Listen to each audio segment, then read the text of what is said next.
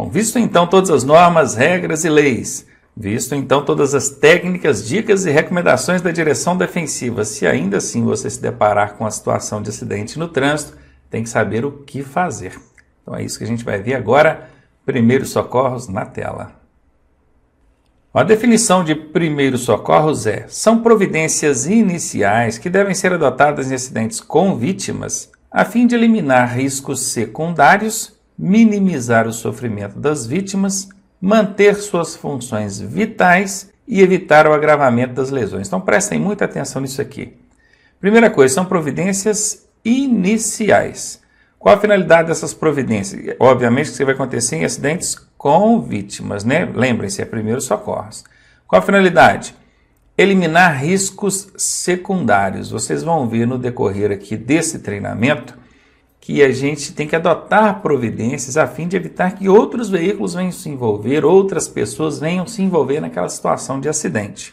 Minimizar o sofrimento das vítimas, muitas vezes você pode até não conseguir fazer algo muito relevante, talvez você nem consiga salvar a vida de alguém, mas minimizar o sofrimento dessas vítimas, aí sim, é função, é finalidade da prestação de primeiros socorros.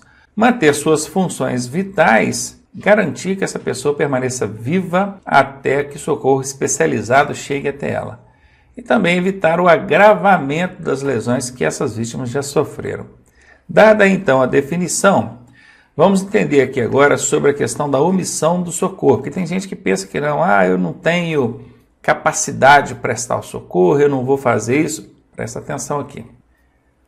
Olha, o artigo 176 do CTB diz que deixar o condutor envolvido em acidente com vítima, veja, esse é o condutor envolvido, tá? De prestar ou providenciar socorro à vítima, podendo fazê-lo, porque às vezes essa pessoa que está envolvida ele também não tem condições de fazer, né? É uma infração gravíssima com fator agravante 5 da suspensão do direito de dirigir e recolhimento da CNH. Tem um outro dispositivo infracional que agora não envolve aquele condutor que estava no acidente. É algum condutor que estivesse passando pelo local. Veja, deixar o condutor de prestar socorro à vítima de acidente de trânsito quando solicitado pela autoridade dos seus agentes é uma infração grave. Então são dois casos distintos, é importante você entender que o primeiro caso, esse que é uma infração gravíssima, vezes 5, da suspensão do direito de dirigir e recolhimento da carteira, esse é para o condutor envolvido, ele era um dos envolvidos ali na situação de acidente, tinha condição de prestar o socorro e não o fez. O segundo caso é alguém que não está envolvido na situação do acidente, ele apenas estava passando pelo local ou estava ali no momento do acidente e a autoridade de trânsito ou seus agentes solicitou que ele ajudasse, ele colaborasse na prestação de socorro e ele se recusou. Bom, além de crime, que a gente já vai ver agora que é um crime, isso é também uma infração de trânsito, nesse caso, grave. E quando eu digo que é crime, está aqui no artigo 304 CTB, deixar o condutor do veículo de prestar socorro à vítima ou, não podendo fazê-lo diretamente, deixar de solicitar auxílio da autoridade pública. Detenção de 6 meses a 1 ano, tá? Esse é um dos crimes previstos aí pelo Código de Trânsito Brasileiro. Então fique ligado, só dentro do CTB a gente tem aí 2 dispositivos infracionais, um aqui relacionado ao condutor envolvido e outro relacionado a um condutor que não está envolvido no acidente. E tem o dispositivo criminal aí, que é o 304, que dá aí detenção de 6 meses a 1 ano. Bom, como deve ser um socorrista, hein? Vamos ver, ele não precisa ser da área de saúde, tá? Esse é um equívoco que muita gente comete, mas tem que ser um enfermeiro, um médico e tal para prestar o socorro. Não, a finalidade desse treinamento básico aqui, de suporte básico, é justamente para que você tenha condição de fazer algo mesmo não sendo da área de saúde. Qual a importância disso? É porque o acidente acontece e normalmente quem chega ali primeiro, quem estava ali ou passando pelo local primeiro, não é alguém da área de saúde. E os 5 primeiros minutos logo após a ocorrência do acidente são muito importantes, são vitais, aliás. Em 5 minutos muita coisa acontece. Se essa pessoa tiver uma parada respiratória, cardíaca, uma perda excessiva de sangue, sei lá, qualquer coisa, em 5 minutos você tem muito a fazer. Então veja, se quem está no local não é alguém da área de saúde, não vai fazer nada porque não é da área de saúde? Absolutamente não. O socorrista leigo, que é a gente, eu, você, meros motoristas, precisamos ter um conhecimento básico para poder fazer algo nesse sentido. E é claro, tem aquela velha recomendação assim, não coloque a mão na vítima, não coloque a mão na vítima, chame o resgate e aguarde que o resgate chegue para fazer alguma coisa. Meu amigo, presta atenção. Se uma pessoa tomou um tombo de bicicleta e ao cair, o guidão da bicicleta pegou ele na região abdominal, ela perdeu a respiração, ficou sem respirar. Não tem fratura, não tem lesão grave nenhuma, ela está sem respirar. Se você esperar mais de 5 minutos, que por menor que seja a cidade que você mora, por mais próximo e mais rápido que esse atendimento especializado chegue, ele vai demorar mais de 5 minutos, você não tenha dúvida disso. E em 5 minutos, meu amigo, o quadro dele se agrava muito. Uma pessoa, por mais de 5 minutos sem respirar, não dá. Então, algo precisa ser feito. E é para isso que existe esse treinamento básico de primeiros socorros para o condutor. Aliás, algo não incomum no trânsito em se deparar com acidentes, não é verdade? Só para que você tenha uma ideia, no Brasil acontecem acidentes que resultam, em média, em 40 mil óbitos por ano. É isso mesmo, não sabia? 40 mil óbitos por ano no trânsito brasileiro. E para cada óbito, 5 lesões permanentes. 200 mil pessoas, estou falando de óbito e lesão permanente, ou seja, 240 mil pessoas somando os dois. Isso são acidentes graves, com óbitos e lesões permanentes. E sem contar aquelas lesões leves, que no caso envolve vítima também. Então o que não falta é oportunidade para que o motorista use aí um pouco desse conhecimento. Infelizmente, a maioria das pessoas se exime disso, fala assim, eu não vou mexer com isso, bacana. Espero em Deus que não aconteça com você próprio, que você mesmo não precise desse socorro. Porque assim como você não age em relação aos demais, essa omissão pode ser recíproca. Os demais também podem não agir em relação a você. Então se liga aí, está se habilitando agora, está fazendo uma reciclagem, tem que conhecer pelo menos o básico sobre prestação de primeiros socorros, para que você consiga fazer algo, pelo menos, para suprir aqueles conceitos iniciais que a gente acabou de ver, evitar riscos secundários, amenizar o sofrimento da vítima, evitar o agravamento das lesões dela. Então ele precisa ser da área de saúde? Não, não precisa. É qualquer condutor com o mínimo de conhecimento, ele pode fazer algo sim. Ele deve ser calmo, obviamente, é uma situação que causa um certo transtorno, ansiedade a quem está ali, mas ele precisa manter a calma. E ser solidário, ele precisa querer ajudar, Ter o controle da situação, não agindo por impulsividade, não vai agir impulsivamente. Calma, analise, tente, pelo menos agir com frieza. Não ser omisso, você não pode omitir o socorro, deixar de fazer por qualquer motivo que seja. Porém, limite-se a fazer o que sabe, não vai inventar também não, gente? Não agir sob risco à sua própria segurança. Aliás, essa aqui é uma premissa básica da prestação de primeiros socorros. Claro, o ajudar o próximo é muito importante, mas em primeiro lugar você, os ocupantes do seu veículo. Não que você tem que ser egoísta, eu estou falando de risco. Se você e quem está com você está se expondo a algum risco para prestar aquele socorro, aí não. Primeiro a sua segurança, depois o da vítima, a segurança da vítima. Identifique-se, diga que está ali para ajudar, conheça e respeite os seus limites. Como proceder diante de um acidente? Primeiras ações, vamos ver, acabou de chegar, faça uma análise panorâmica da situação. Você sabe o que quer dizer esse termo aqui? Panorâmica? Vou te ajudar. Imagine você dando uma volta de helicóptero sobre uma cidade. Você tem uma visão ampla da situação, não tem? Da cidade assim, você consegue ver direitinho lá os limites da cidade. Isso é uma visão panorâmica, é uma visão ampla. Se eu te pedir detalhes, você lá do helicóptero não vai conseguir me dizer. Um detalhe, a cor de uma placa de trânsito que estava ali, talvez lá do helicóptero você não consiga ver o que aquela placa queria dizer. Ou então as características de um pedestre que esteja passando ali pela rua, talvez você não esteja nem vendo o pedestre, porque ele está tão pequenininho. Mas enfim, a visão panorâmica é essa, aquela visão geral, com a finalidade de analisar num todo e não pontualmente. Então faça uma análise panorâmica da situação, identifique e elimine riscos secundários. Se o acidente aconteceu, por exemplo, próximo a uma área sob o risco de desmoronamento ou um despenhadeiro, identifique esses riscos, tente eliminar esses riscos. Estacione o seu veículo em local seguro E o estacionar em local seguro significa fora da pista. Lembrando que acostamento é pista, tá? Então no acostamento não vale, tem que ser fora da pista. Ah, Ronaldo, mas eu não consegui, eu procurei ali, não tem como eu sair, ou eu fico na pista ou eu fico no acostamento, como é que eu faço? Então, estacione após o acidente.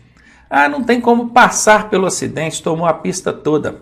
Dê meia volta e estacione em sentido oposto. Porque isso é após o acidente, não é? Após para quem vem de lá para cá. Então, jeito tem. Não pode, inclusive, cuidado com isso, na prova tem uma questãozinha que coloca assim, estacione o seu veículo antes do acidente para servir de escudo, proteger as vítimas. Não, isso é roubada. Seu veículo não é escudo.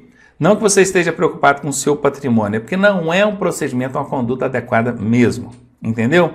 Então é fora da pista ou após o acidente, é o lugar mais adequado e seguro para você estacionar o seu veículo. Sinalize o local, aí vai entrar aquela questão. Daqui a pouquinho a gente vai falar melhor aí sobre a questão da sinalização. Chame o socorro especializado, também vamos ver quais são os números para chamar o socorro especializado, as autoridades.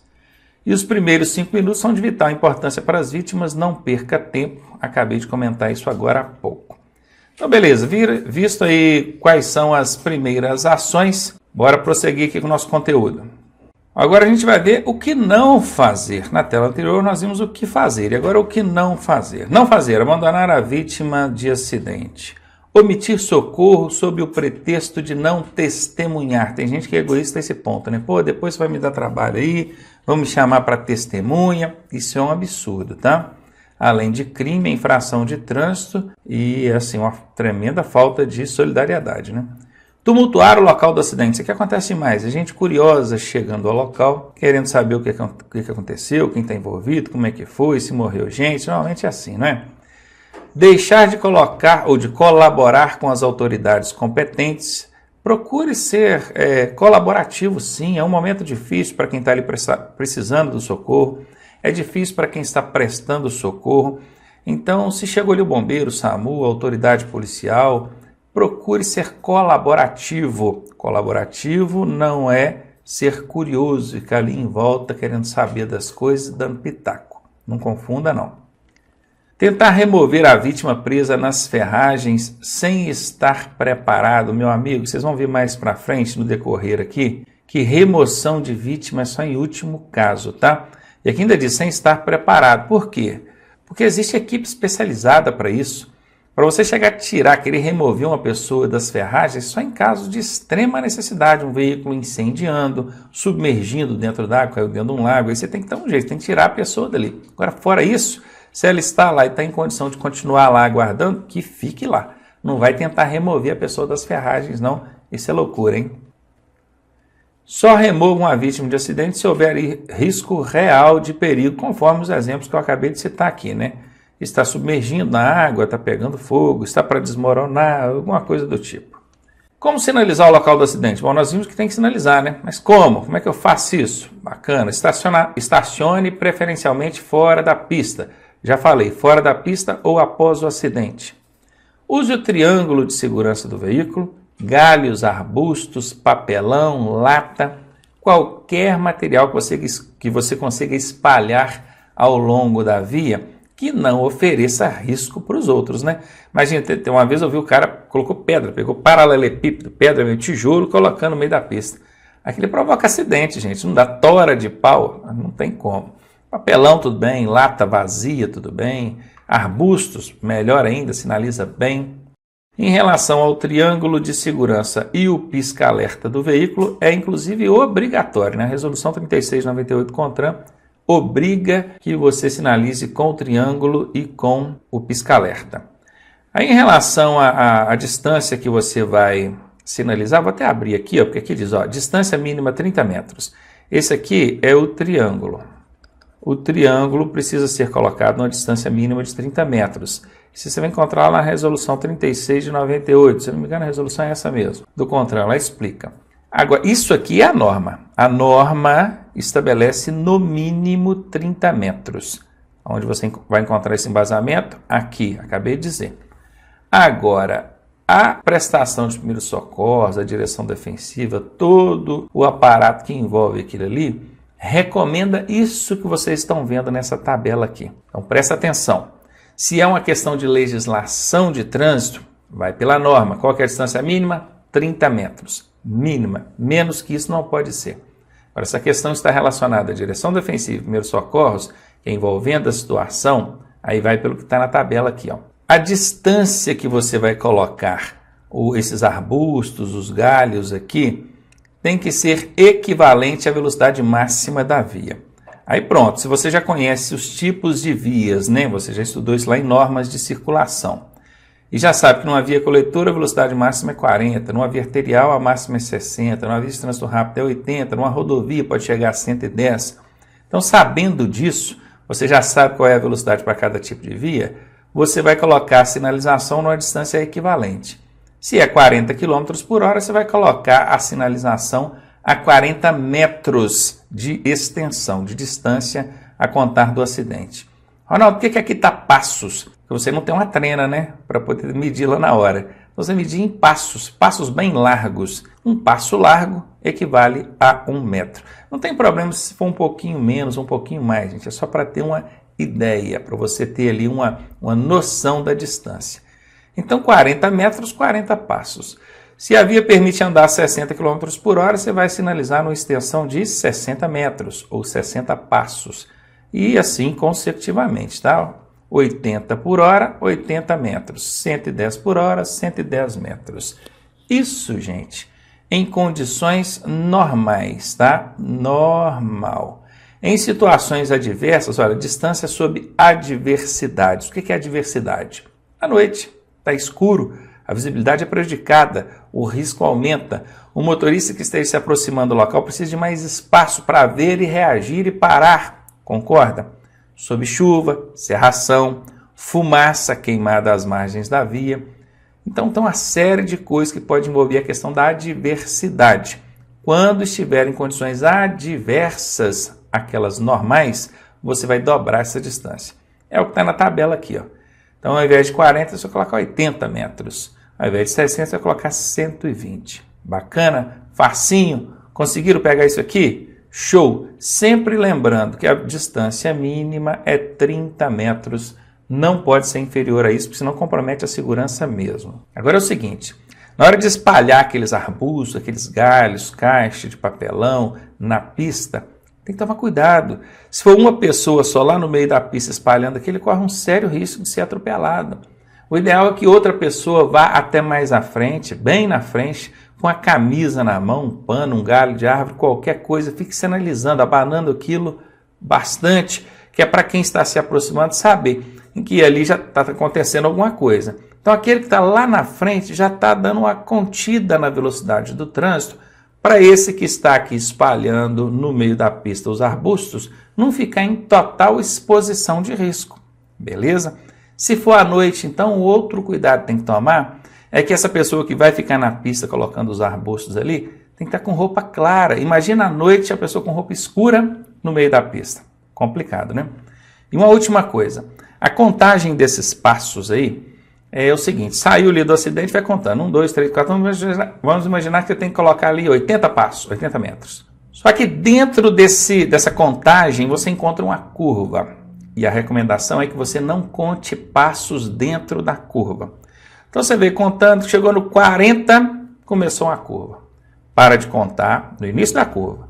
Termine toda a curva, continue espalhando os arbustos dentro da curva, tá? Óbvio, você está dentro de uma curva, isso é perigoso. Põe alguém lá na frente para poder segurar o trânsito para você. Deixa a curva acabar, espalha os arbustos depois, porque aí os arbustos já estão sinalizando lá. Quando alguém vier de lá para cá, quando você voltar, você volta colocando os arbustos na curva.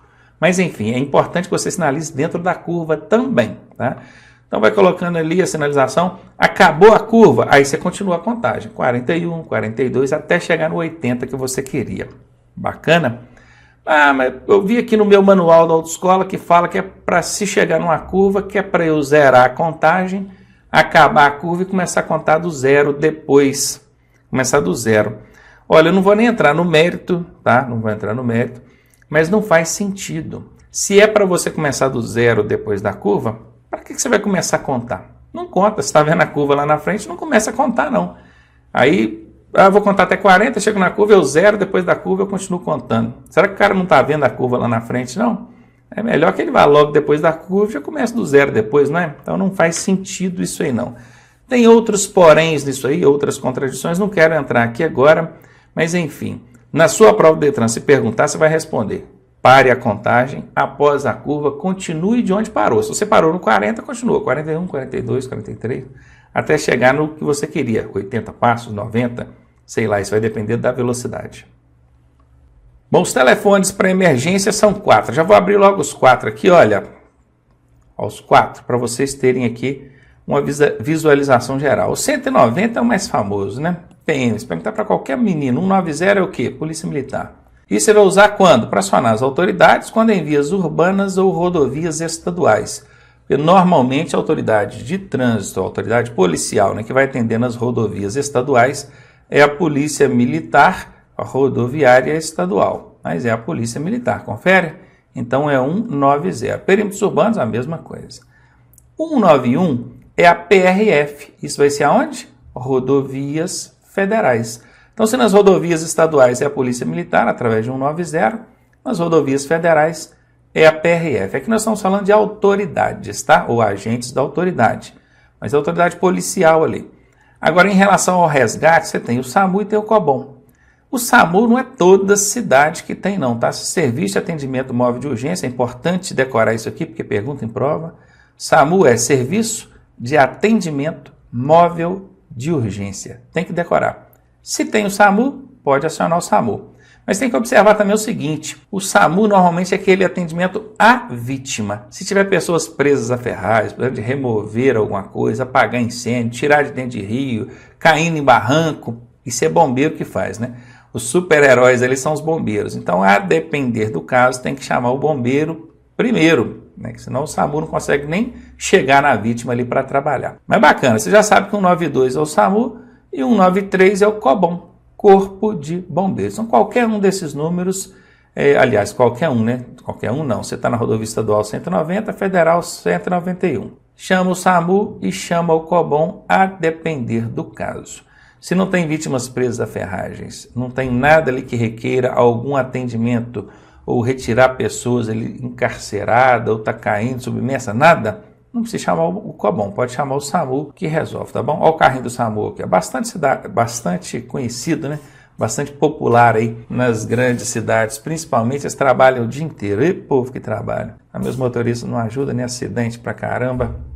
Ótimo, já aprendeu quais são os números para acionar as autoridades, também o socorro especializado? Agora você precisa saber de algumas informações úteis na hora de passar a mão no telefone e ligar. Tem gente que liga e não sabe nem o que dizer na hora, né? Então presta atenção aqui. Esteja pronto para passar informações úteis como localização exata do acidente. Não tenha dúvida. Quem está do lado de lá da linha, seja autoridade, socorro especializado, ele precisa saber exatamente onde aconteceu para ele chegar aí onde você está. Senão não adianta, não é verdade? Se é dentro do perímetro urbano, rua, região Zona Sul, bairro tal, número tal, avenida tal, referência ali, às vezes uma igreja, uma praça, alguma coisa, tudo você puder passar, mas o endereço certinho, tá? Rua, número, isso aí tem que ter. Ah, tá perto de uma igreja, mas tem tanta igreja numa cidade, né? Até serve como referência, mas tem que ter o número certinho. Tá na rodovia, tem que saber que rodovia é essa. Aqui é a rodovia 262. Liga aqui BH Vitória, quem está nesse trecho sabe o que eu estou dizendo. É a 262. E qual o quilômetro? Ela está no quilômetro 370, sentido a Vitória. Porque for no sentido BH, a quilometragem já é outra, não é? Então tem que saber essas informações. A referência é exata, não tenha dúvida de quem que está do lado de lá precisa saber disso. E rápido, não dá para você ficar pensando, peraí que eu vou perguntar. Já liga com essa informação em mãos. Quantos veículos envolvidos? Tem ali moto, tem carro, tem caminhão, tem ônibus. Como é que é o acidente? Preciso de contar ali a dinâmica do acidente. Aquela visão panorâmica te ajuda nisso, né? Para você falar, foi um ciclista que tomou um tombo. Um carro que atropelou um pedestre. Um automóvel e uma motocicleta colidiram, a motocicleta está debaixo do carro. Não, foi um carro que colidiu com a carreta e tem gente presa à ferragem. Tem que explicar esse tipo de situação para a equipe de resgate saber o que ela precisa deslocar de equipamento, de gente, de veículo, para poder fazer transporte e tudo mais. Então está aqui, número aproximado de vítimas e as lesões aparentes, tipo do acidente, se foi com carro, moto, atropelamento, o que foi, se há vítimas presas nas ferragens, se há vazamento de combustíveis ou produtos perigosos, porque isso aqui também vai requerer um atendimento de uma equipe especializada. Viram aí? São informações úteis. Isso aqui sim você precisa saber para poder dizer lá na hora que estiver ligando. Vão perguntar o nome das vítimas? Não. Parente, quem que é? Não vai. Idade? Não. Telefone das vítimas? Não. A cor? O sexo? Não vai, tá? Essas informações que vocês veem na tela são extremamente úteis e não tenha dúvida. Quem está do lado de lá do telefone vai precisar. No mais, é indiferente, é irrelevante para a equipe de resgate. Então, bacana, tá aqui, ó, bem representado. O cara passou a mão no telefone, já está ligando lá para o especializado para chegar. Tem que ter essas informações aqui na ponta da língua, tá bom? Bora lá, prioridade no socorro é outra coisa. É muito comum a gente ver em prova, colocando assim, tem um bebê. Dentre as vítimas ele tem um bebê, então a prioridade é do bebê. Poxa, mas o bebê está bem, não tem nada com ele. Não é? Às vezes é um homem adulto forte, está lá todo arrebentado, precisando de atendimento rápido. Então não é a idade, não é o sexo que vai determinar a prioridade no socorro, não, tá? Cuidado com isso aí. Na prova são danados para colocar isso. Tinha uma mulher grávida lá. Tudo bem, ela estava grávida, mas não sofreu nada, estava tranquila, não tem nenhuma lesão forte, nada que comprometa a segurança dela, nem do bebê. Então não é isso que determina. Tinha um idoso, entendeu? Não é isso que determina. Presta atenção aqui na tela, o que é determinante na hora de estabelecer a prioridade de socorro aí. Primeira coisa, vítima inconsciente. Avalie se a vítima responde a estímulo. Se não responde, procure identificar o motivo. Né? Às vezes ela está inconsciente porque morreu, aí já não tem mais jeito, né? Bacana, vamos lá. Segundo agora, vítima com parada respiratória, é o segundo caso aí de prioridade.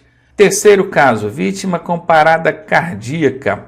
Eu não sei se vocês conseguem fazer essa análise, mas para muitas pessoas uma parada respiratória é menos grave que uma parada cardíaca. Como é que pode a parada cardíaca vir depois da parada respiratória, dentre as prioridades? Tá aí, isso aí é outra coisa. Não é aquela vítima que está no quadro mais grave que tem a prioridade também, não. Pensa aqui comigo. Tem uma pessoa que está com um corte profundo aqui no punho, está perdendo sangue. Isso é hemorragia intensa. Se não for contida, essa pessoa pode perder sangue demais e vir a óbito. Do lado dela tem uma outra que está com trauma craniano, bateu a cabeça, abriu um pedaço da cabeça assim, está viva lá ainda.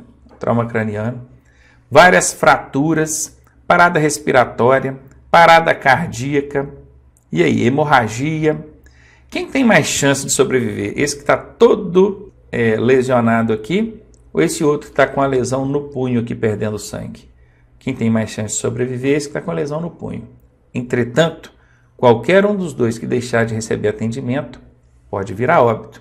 Se você parte para aquela que está toda danificada lá, né, toda lesionada, são tantos problemas que você, tão limitado assim, sem equipamentos e com conhecimento limitado, pode não conseguir fazer algo de relevante e essa pessoa toda lesionada vir a óbito.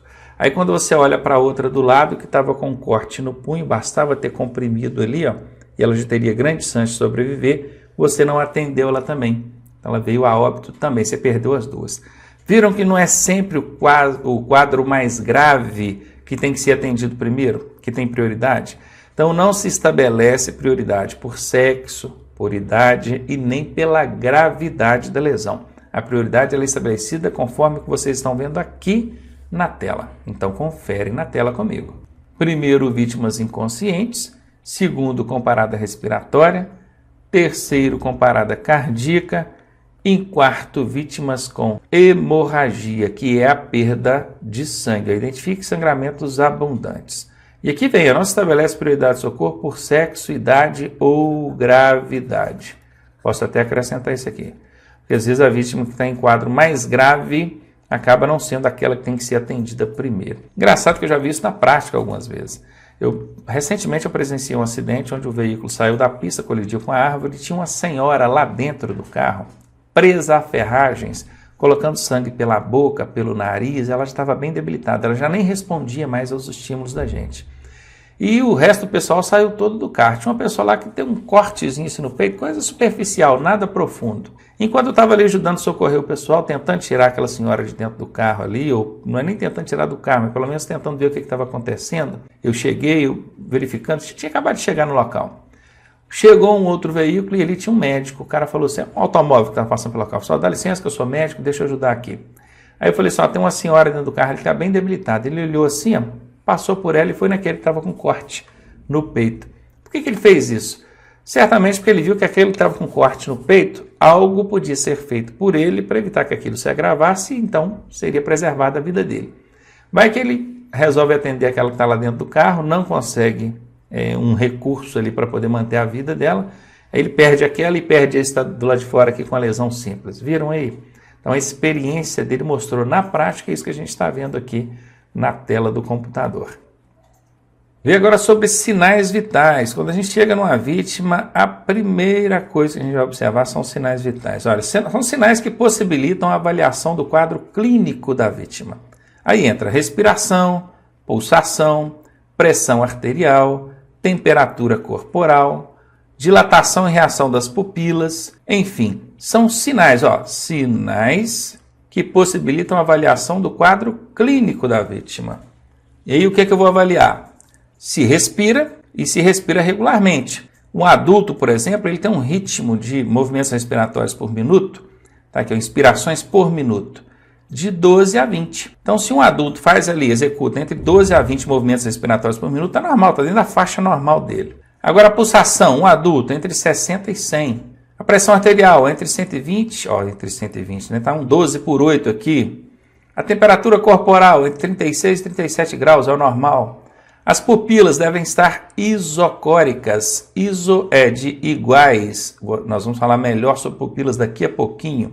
Enfim, tem que verificar os sinais vitais. Percebam, são sinais vitais. Uma pessoa sem respiração ou com respiração irregular requer uma atenção especial. Sem pulso, já não está mais pulsando, requer uma atenção especial. Agora eu quero que você preste atenção no seguinte. Aqui quando eu disse respiração, eu disse assim, adulto 12 a 20. Por quê? Se for uma criança ou um idoso é diferente? Sim, o sinal vital ele muda o ritmo, né, dos movimentos respiratórios, o ritmo cardíaco, que é a da pulsação, a pressão arterial, tudo muda levando em consideração a idade da vítima. Só tem um sinal vital que não varia considerando aí a idade. Vai ser a mesma para uma criança, um adulto, um idoso, não importa. Quer ver qual é? É esse aqui, A temperatura corpórea é o único, presta atenção nisso, único sinal vital que não sofre variações em consequência da idade. Vou até explicar uma regrinha básica aqui para você. Quando a pessoa nasce, ela é uma máquina biológica funcionando a todo vapor. Ela está aceleradaça. Você vai ver a pulsação de uma criança, chega aí a 160, acho que é, não, 140, 140 a 160 por minuto. Criança não, um recém-nascido. Um recém-nascido, ele chega a executar aí de 140 a 160 batimentos cardíacos ou pulsações por minuto. É muito rápido, mais de 2 por segundo. O coração dele está aceleradaço. Você olha ele respirando, ele respira assim. A respiração é curtinha, e ela é muito grande. Uma criança chega a executar 60 movimentos respiratórios por minuto, 1 por segundo. Você sabe quantos movimentos respiratórios eu, adulto, executo por minuto? 16, 18, 20, por aí. Se você parar para prestar atenção, parou aqui, até que você enche os pulmões e expira, vai 5, 6 segundos tranquilamente. 4, 5, 6 segundos. A criança é 1 por segundo, recém-nascido, né? Isso é o quê? Isso é a máquina biológica, novinha, criança recém-nascida, funcionando acelerada a todo vapor. Quando ela fica mais velha um pouquinho, aquele ritmo já diminui. Você vai ver que da criança vai de 100 a 115, por aí. Quando ele chega na fase adulta, falando de ritmo cardíaco, né? Ele já chega no 100, né? Já não passa de 100 mais não. A criança 100 a 115. Quando chega na fase adulta, vai de 80, 100, 60, 100, por aí. Quando chega na fase do idoso, já, né, lá na terceira idade, ele já está batendo 40, 60 por minuto, bem devagarinho. O que está acontecendo com a máquina biológica? ela está desgastando, ela está parando e vai diminuindo até que chega um dia que para e a pessoa morre. Então vejam, o movimento respiratório, o ritmo de movimento respiratório, de pulsação, o ritmo cardíaco, a pressão arterial, são sinais vitais que vão variar ao longo da vida. Conforme a idade da pessoa, tem as suas faixas diferentes. Agora, a temperatura corporal, essa que você sabe se a pessoa está com febre ou não, colocou o termômetro, ele mediu, seja no recém-nascido, seja numa criança, no adulto ou no idoso. O normal vai ser sempre entre 36 e 37, ou seja, não varia levando em consideração a idade. Isso pergunta na prova, tá? Qual o único sinal vital que não varia levando em conta a idade da vítima? Temperatura corpórea.